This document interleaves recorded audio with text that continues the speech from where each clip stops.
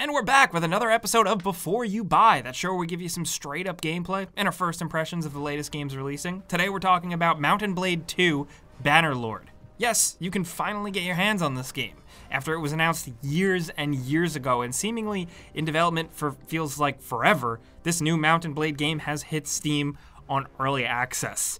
We occasionally take a look at significant early access releases because we figure, hey, they're asking for your money, we might as well take a look and give you guys at least some information on the game. So this is going to be a little bit of a quicker, lighter Before You Buy.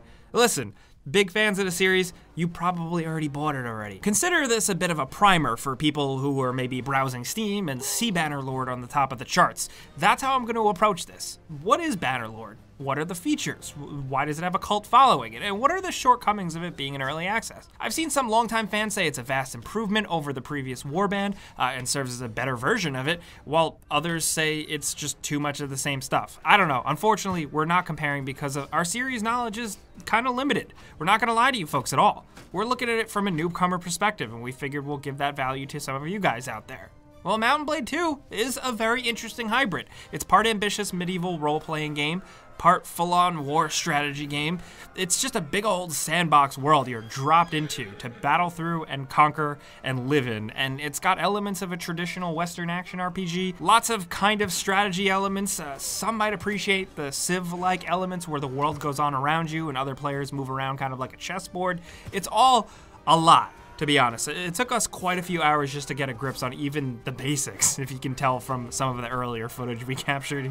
The character creator, though, is pretty great. You have a lot of options and tons of sliders. Sliders, to us, mean a character creator is pretty kick-ass, straight up. You can even shrink yourself down to being like a kid.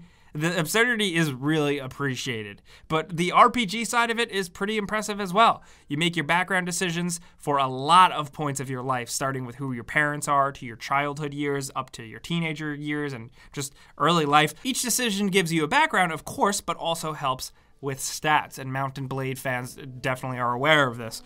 Plus, impressively, the character you created and your parents are rendered during these sequences as you age into the character you then created, and that's like extremely extra and kind of awesome that they did that. I just wanted to point out little things. Anyway, you venture out and start small with some open-ended objectives. The game is managed through a big overworld map.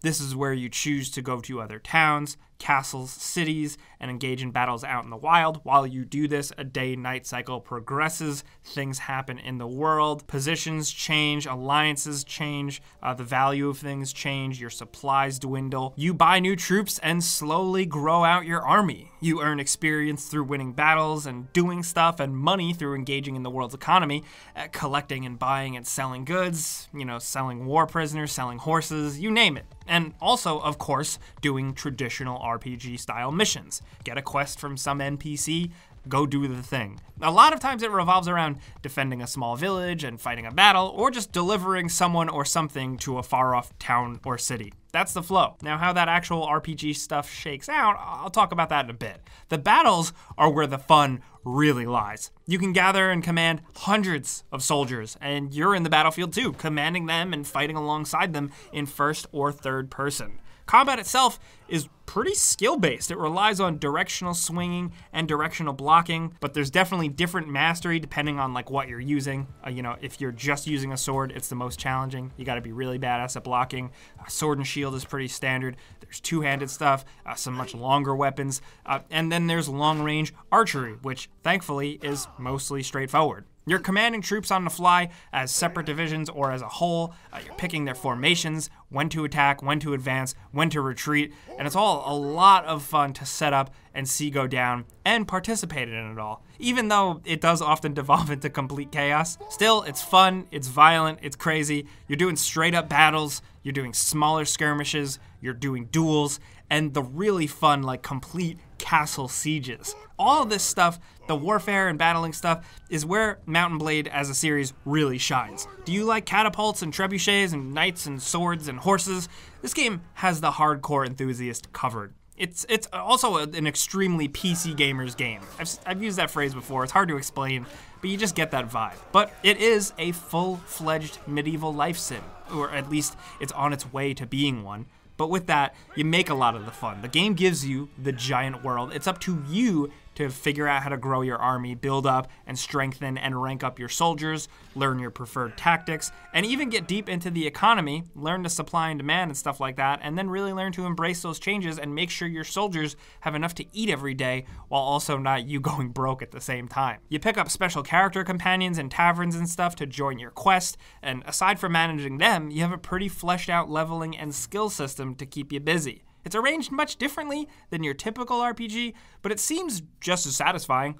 Also, the loot is good. The loot is really good. Now, the real RPG potential is there. You know, the army building system, the economies, the weapons, the blacksmithing stuff, that's a fantastic foundation. But it does feel very early access, unfinished. Obviously, you know, fair warning, that is what you're buying into. You're made aware of that. It is transparent, and you're gonna run into stuff. I've had a crash or two. I've seen some floating NPCs. There's a weird glitch where my character's eyebrows and beard obscure my view when I'm in first person on the battlefield. We're easy, you know, sometimes we can overlook that stuff, but as of right now, there are some extremely empty copy and pasted towns that often feel pretty lifeless and pointless. The bigger cities and stuff like that, and more important towns do feel better, with more places to visit and things to do, but it doesn't help much when NPCs are absolutely dull, they look strange, and don't even really act like you're there. It feels like set decoration, and not much more. There are relationships to develop and businesses to buy, and that stuff is exciting, yeah.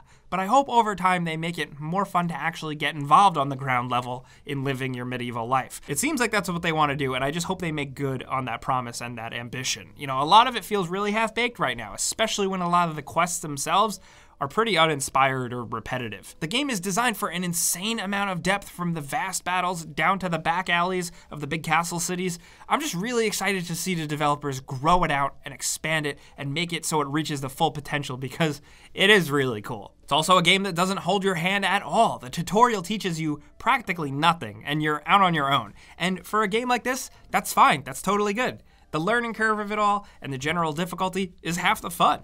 And there's tons of player freedom to control every aspect of difficulty, you know, including realistic mode, where there's permadeath for everyone in the game. Everyone is gonna have a completely different experience with it, and that should be appreciated despite some early access shortcomings.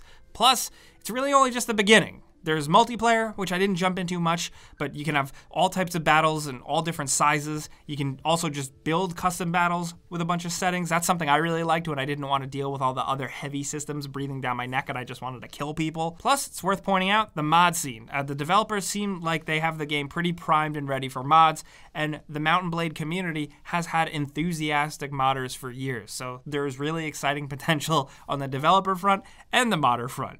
So yeah, it's really only just the beginning for people playing this game. I will say, if you got on the hype train simply just hearing about the game and its features and its super long announcement to actual release schedule, if you don't get these type of games, like, look, dude, it's not Skyrim at all. Sorry, casual folks, there's a lot more to this, but if you're willing to learn, you might find some fun stuff here. This is your PC gamer dad's history game, and it's incredibly special for that. I think Bannerlord's future is really bright, but that's a very quick before you buy. We give you some pros, some cons, some personal opinion. Now we want to hear yours down in the comments. Have you been playing this game? What do you think? Have you played the previous games? You probably have a lot more opinions than us, so we'd love to hear what you think down in the comments. Let's talk about anything at all Mount & Blade 2 Bannerlord down in the comments. If you enjoyed this video and maybe learned a few things about the game, clicking the like button is the best way you can help us out. We'd really appreciate it. And if you're new, consider subscribing, hitting that notification bell, because we put out videos every single day. But as always, thanks for watching. We'll see you guys next time.